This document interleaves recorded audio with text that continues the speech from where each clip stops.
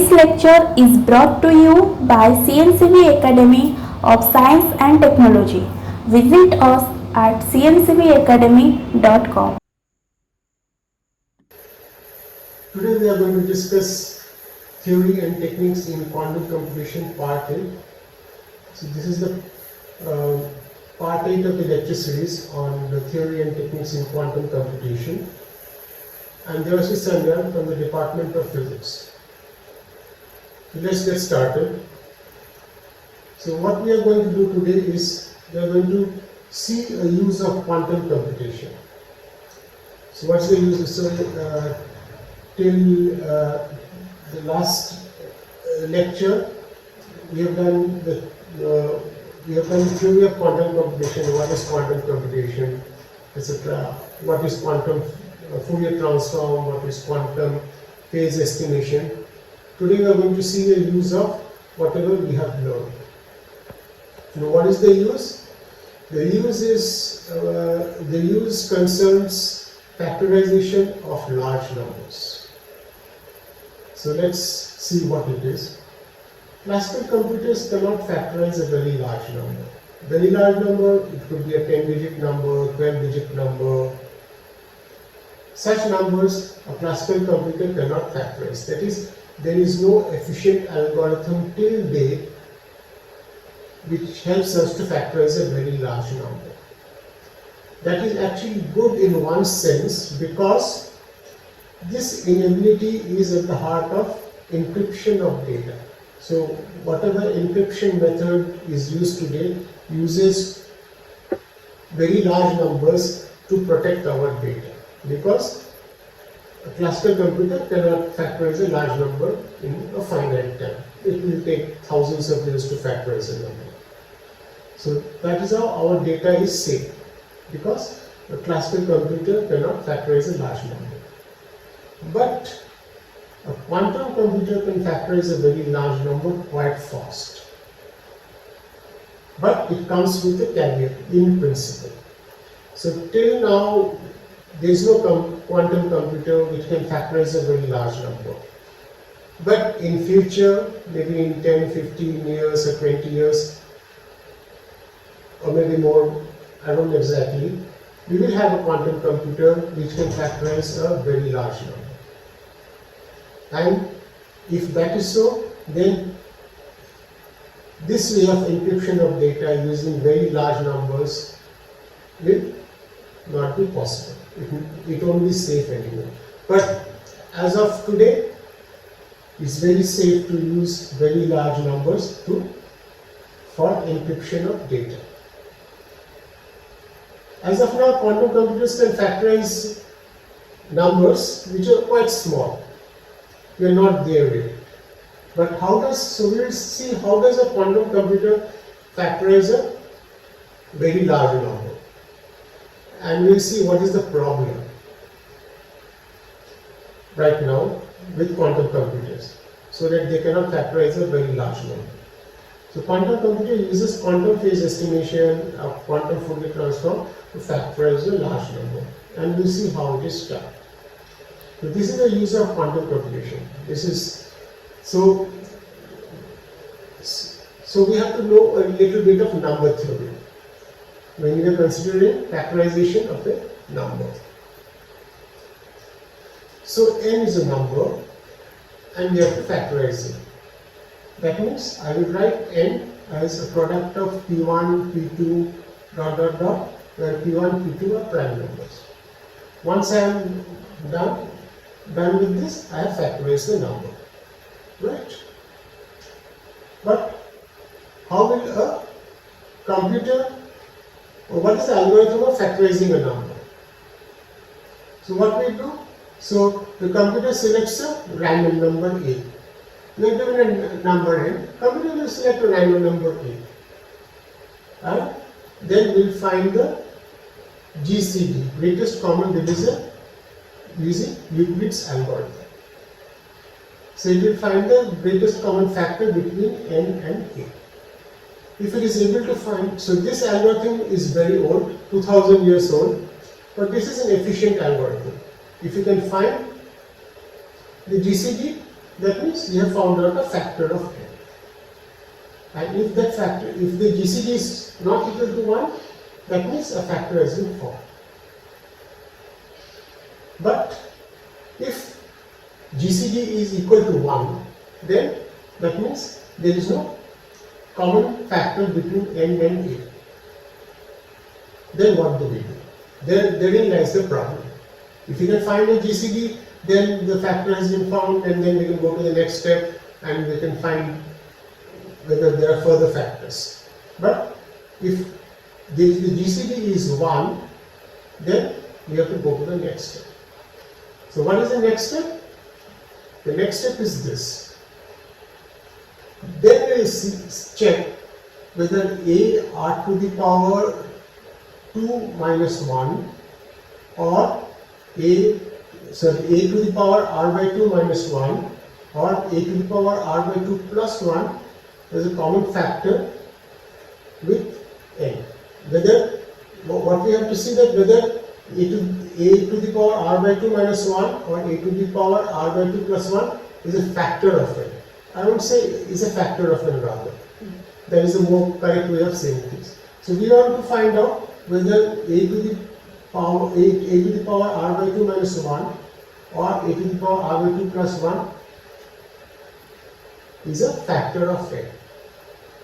And so the question is possibly. So this is also not guaranteed, but the question is, what is r? I have not introduced r, I have just written the statement this. So what is r? So for r, we have to go to some number theory. So what is r? So r is the smallest number, which is not 0, such that a to the power r when divided by n will give a remainder 1. That is my r. I am repeating. So r is the smallest number which is not 0, such that a to the power r when divided by n, so n is the number I am trying to factorize, it will give a remainder 1. That is, a to the power r is equal to n times b plus 1. b is the quotient. If I divide it a to the power r by n, b is the quotient. In notation, I write this remainder as, so 1 is the remainder, we write it as 1 equivalent to a to the power r mod n. So this you should get used to. This is the remainder. I can write it as a to the power r mod n. That is, if I divide a to the power r divided by n, then I get a remainder of 1. Or more generally, if a to the power beta is n times b1 plus alpha, right? Then obviously here alpha should be less than n, otherwise you can't say it's the remainder, right? So that is obvious. So alpha is equivalent to a to the power beta mod n. That is, if I divide a to the power beta by n, I get a remainder of alpha. Now it's a fact. So this is where this r thing comes into picture. If this exponent beta, to exponent beta I add r, that is a to the power beta plus r I take and divide by n, then I see that I get back the same remainder, alpha. That is, alpha is equal to a to the power beta plus r mod n.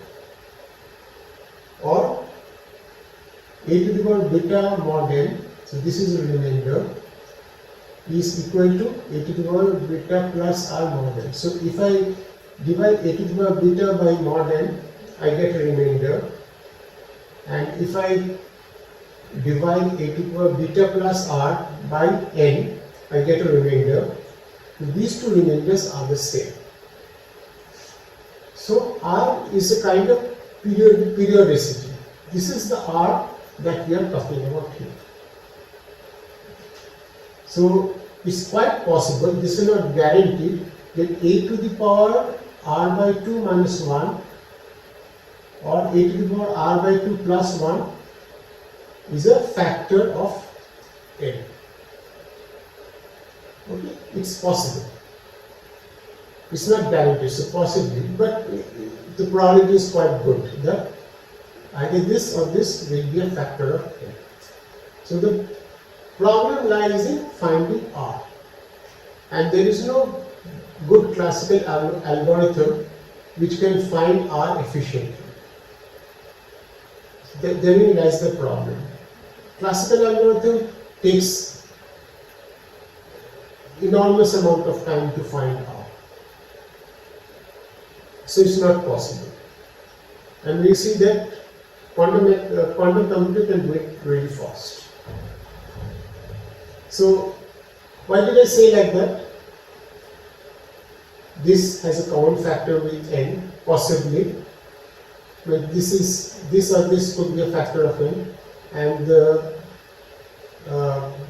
the logic lies here. If this is true, a to the power r is equal to n times b plus 1, then we can easily see that if I take 1 to the left hand side, I will get a to the power r minus 1 is equal to n times b, or I can factorize it. That means I will have a to the power r by 2 minus 1, a to the power r by 2 plus 1 is equal to n times b. This means that possibly either a to the power r by 2 minus 1 is a factor of n, or a to the power r by 2 plus 1 is a factor of n. But that's not guaranteed. You can satisfy yourself why I am saying like this, that it's not guaranteed that this or this will be a factor of n, but it's quite possible that this could, either this or this could be a factor of n. And if it's a factor of n, then we have found a factor. We can go to the next step. And what about this? Why did I say that a to the power beta plus r, if I divide by n, I'll get the same remainder alpha. So how do I justify this statement? This is also simple. So what is a to the power beta? A to the power beta is n times b1 plus alpha. And what is a to the power r? A to the power is n times b plus 1. So if you just do the simple multiplication, you can easily see that you can arrange the terms like one term will be n times some integer. This integer may contain capital N, but that's not a problem. So I can write it as n times some integer plus alpha. That means if e to the power beta plus r, if divided by n, I'll get alpha. Okay, so this statement is verified. That's why this r is important. The r here reflects some kind of periodicity in the remainder. So I choose one a randomly. Then if say I take a to the power beta, and then I find that remainder is alpha, and then to beta I add r, I'll see that I get the same remainder alpha. That is the significance of r. So we have to find out r. So how do we do it? So before that, we'll just see an example of what we did. So see, the number is 51. We're doing just example, demonstrative example. So the number is 51. I want to factorize 51. Okay. So I randomly say take a is equal to 4. So a to the power 4, I can see a to the power 4, if I divide by 51, I get a remainder 1.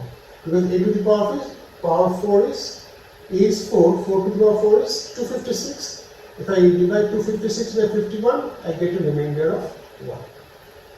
Okay, so this is my r.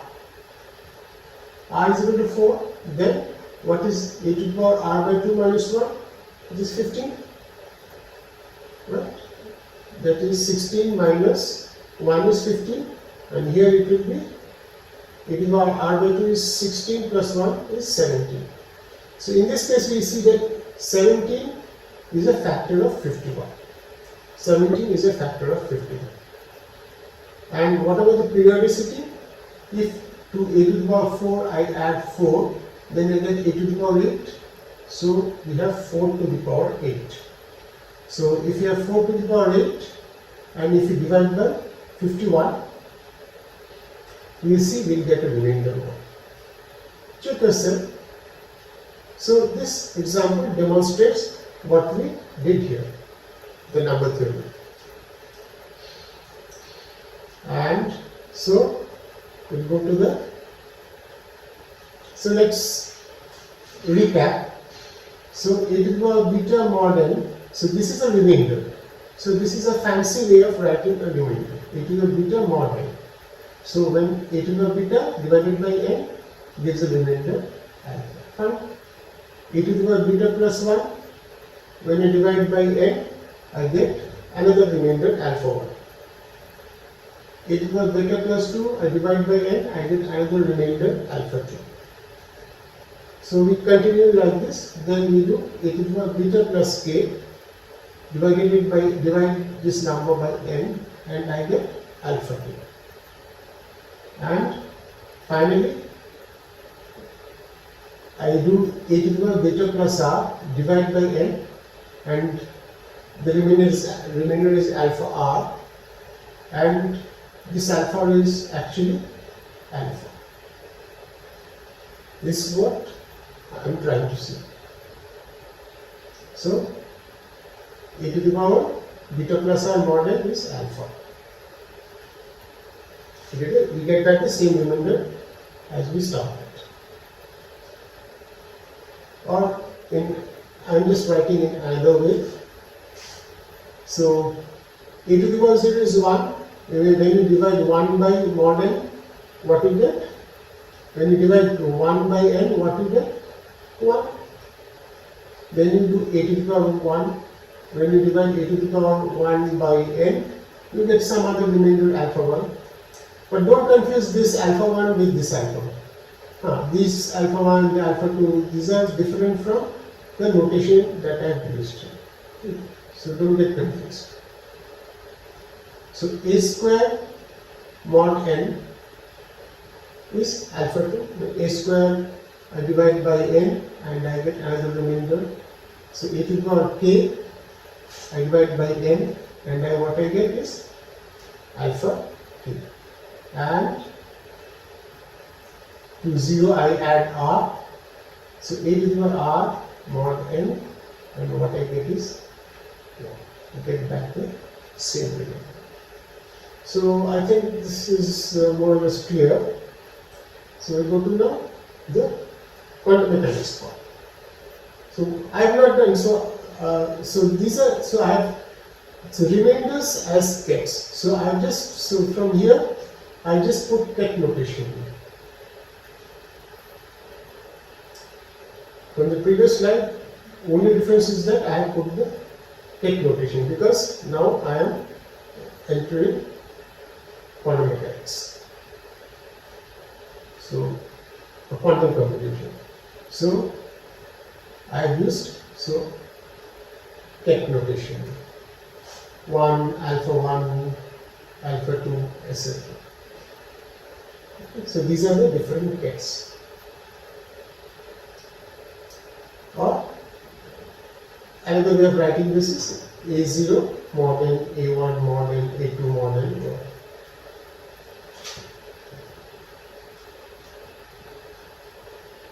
So now we actually define an operator U which is dependent on A. What does this operator do? When this operator acts on this ket, a to the power k mod n, this, so what we get is this ket. So this is a remainder, this is a fancy way of writing a remainder. So this is, so when U acts on this, it raises A, to k it adds 1. So you, when acts on this ket, you get a to the power k plus 1 mod n. So this is another remainder. So this is a remainder we get when we divide a to the power k plus 1 by n. This is a remainder. So this remainder is now in the form of a ket. Or if this operator u acts r times, this is u to the power r, on this ket, you will get, what do you get? A to the power, so we get this ket, a to the power k plus r mod n. A to the power k plus r mod n is actually same as a to the power k mod n. This we know from number theory. So this is the function of this operator u. So this operator, when u acts r times on this ket, so this is a remainder ket. This is associated with the random number a I have chosen. I get back the same ket. Now u is an operator. So in quantum mechanics, we know that if we have an operator, it must have its eigenvalues and eigenvectors. So u is an operator, so it will have its eigenvectors, right? So say lambda s. So this is an eigenvalue of u. So what it means, if u acts on lambda s, what do I get? This is a ket. I get a value lambda s and I get the value of same ket. So this is the definition of eigenvalue of u. U acting on lambda s, I get lambda s times this ket. Okay. So you will ask, okay, so what is this lambda s and what are these eigenvalues lambda s? So let's find out. So let's go to the next slide. Remember, if u, so u is a cyclic operator. If u acts r times, you will get back the same value. So u acts r times on lambdas. So what do we get? Lambda s to the power r lambda s. But we know that if u acts r times, from here we know, if u acts r times, you get back the same ket, right? That is how the operator is defined. You get back the same ket. So that means u acts r times on lambdas, I get lambdas. So this should be 1. So lambda s to the power r should be 1. If lambda s to the power r is 1, then from complex numbers we know that lambda s has the values I, so it will have the value I to the power 2 pi s by r. Right? Where s can take these r values 0 to r minus 1. This is we know from complex numbers. So lambda s to the power is 1, so lambda s is e to the power 2 pi s by r, where s can take 0 to r minus 1. These are the values 0, 1, 2, 3, 4 to r minus 1. So we see that this so we will have r, so we will have r eigenvectors. So in this space we will have r eigenvectors, and these are the eigenvalues of these r eigenvectors. So when s is 0, it's 1. When s is 1, we have I by 2 pi by r. When s is 2, I will have e to the power I 4 pi by r. So r is there. So we will have r eigenvectors corresponding to u and These are the eigenvalues of these eigenvectors. Now that we know this, this ket is in the, so this is a remainder ket, right? This is a remainder ket. This exists in the space. It's a linear, it's a vector space spanned by these eigenvectors, and this spaces are dimensional, right? There are only r eigenvectors, so this spaces are dimensional. So this ket can be written as a linear superposition of this eigenvectors. So a to the power k mod n can be written as a linear superposition of this eigenvectors. So S is equal to 0 to r minus 1. And these are the corresponding coefficients. This is just a normalizing factor, and this is the coefficient. Now, how do I justify this coefficient? This looks very arbitrary right now. So I understand that a to the power k mod n ket will be a linear superposition of the eigenvectors of U. You can write it like that. But how do you justify these coefficients? Now, in order to justify this coefficient, remember, if U acts on this a to the power k mod n m times, then I should get this ket. This is the definition of U, a to the power k plus n mod n. I should get back this, I should get this ket. Now you can easily see, if U acts on any so if u to the power m acts on this ket, that means u to the power m acts on lambda is ket, and if u to the power m acts on lambda is ket, then what do we get? We have already seen this, sorry. So lambda is e to the power I 2 pi s by r. So if U acts m times, then I will get e to the power I 2 pi s m by r. So here I will get, if u to the power m acting on this, here I will get e to the power I 2 pi m s by r. That is, I can easily simplify it to e to the power I 2 pi k plus m within bracket, so whole, and s by r will be outside as a factor. So that is actually nothing but a to the power k plus m. That is actually the definition of a to the power k plus m mod n. Right? So that is the justification of this coefficient. That is how, that's why these coefficients are there. So a to the power k mod n is this. Because we are going to use this very soon, this identity.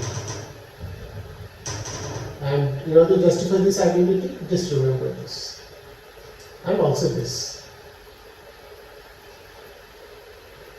So now we go to Shor's algorithm. The Shor's algorithm is the quantum algorithm. This is the quantum algorithm to factorize a number.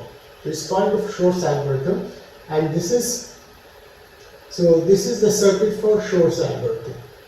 So let me explain. This is the quantum circuit for Shor's algorithm. So Shor's algorithm is the quantum algorithm which is used for factorizing a very large number. You can use it to factorize any number. So how does it start? So here you have 0 ket, but here I have written only 1 0 ket, but we have 0 and 1 ket. So here we have 0 ket, but there are m such kets. So I have drawn only 1, but actually there are 1, 2, 3, 4, 5, 6 like that. There are n kets.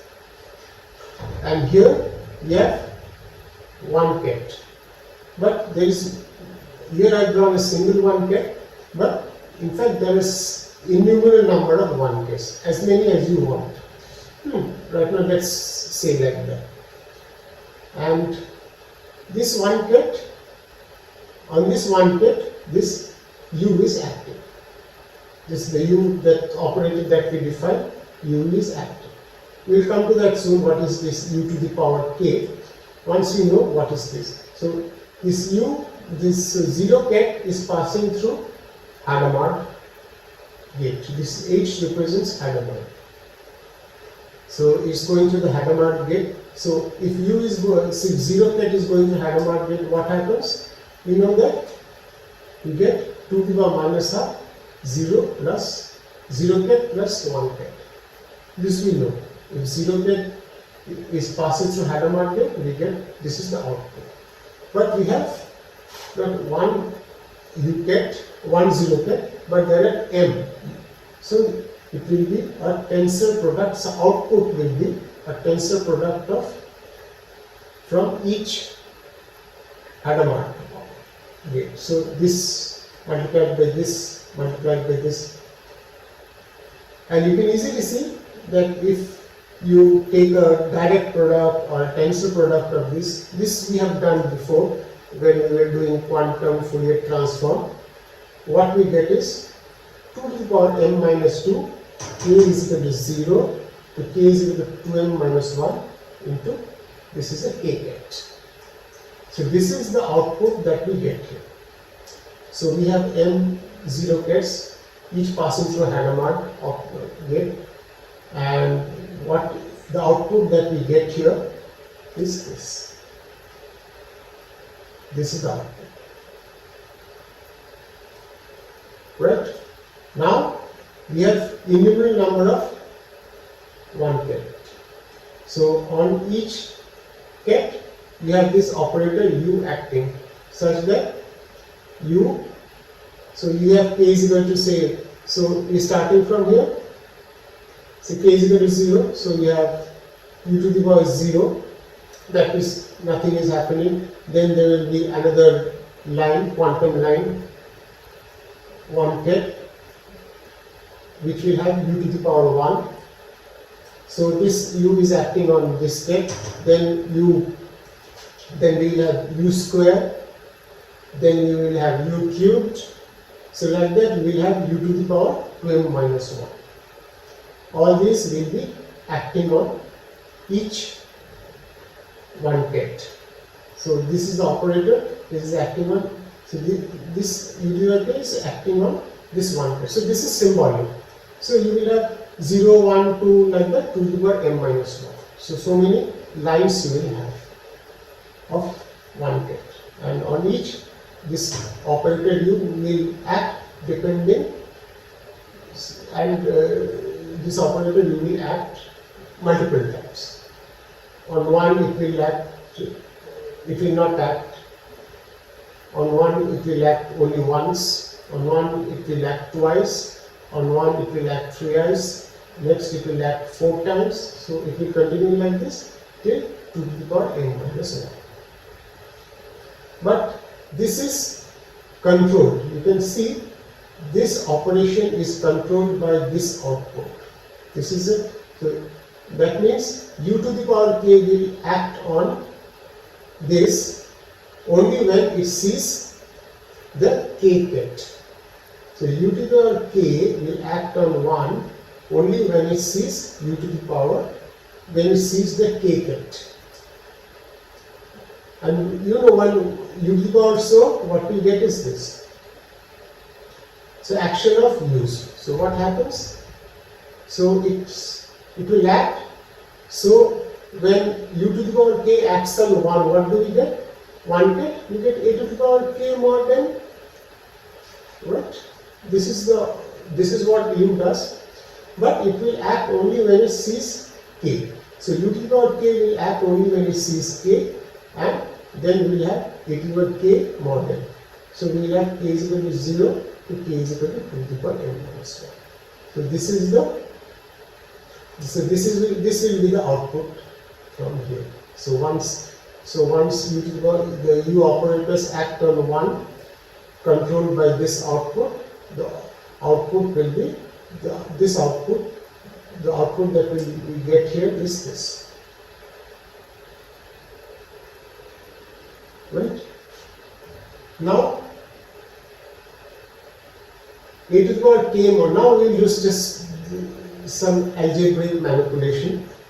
We have already done what is a to the power k mod n, right? Just go back, right? A to the power k mod n is this. We just put the value. We just put the value here. So a to the k mod n is 1 by root r, s is equal to 0 to s is equal to r minus 1 e to the power I 2 pi ks by r lambda s. And we can, so this summation is first, and then we do this summation. Instead of that, so this is a summation over s, and then once we do the summation over s, we are left with k, then we do the summation over k. Instead of that, we can do the summation over k first, and we can do the summation over s later. So that is what we are going to do. So if you do this, this is how. So first we do the summation over k. K is equal to 0 to k is equal to 2 to the power n minus 1, and then we do the summation over s, 1 by root r. That's it. If you do this, the one I have written in red is actually quantum Fourier transform. Just go back and see what is the expression for quantum Fourier transform. This is the expression for quantum Fourier transform. In fact, if you just multiply by n here and divide by n here, it will exactly be in the form of quantum Fourier transform. Right? So therein lies the use of quantum Fourier transform or quantum phase estimation. Now, this is a phase part. So we are going to estimate this one. We want to find out R. Remember, we want to find out R. So in order to find out R, what we have to do? We have to do, so this is a quantum Fourier transform, we have to do an inverse transform. So that is why this inverse is written here. So you can remember Hadamard, UK, output, then we have F inverse, and when there is a reading. So reading is taken here. So what is the reading? So if you take a full inverse Fourier transform, so you can see this is a summation over lambda. So when you do if you pass it through a quantum circuit which will perform the inverse Fourier transform, it will. So this is a function of s, right? Because this is summation over k, so what we are left is a function of s. If you choose one of these s's, s is equal to 0 to r minus 1, so when you do a quantum Fourier transform, you will get like this. Good morning. Okay? So, sorry.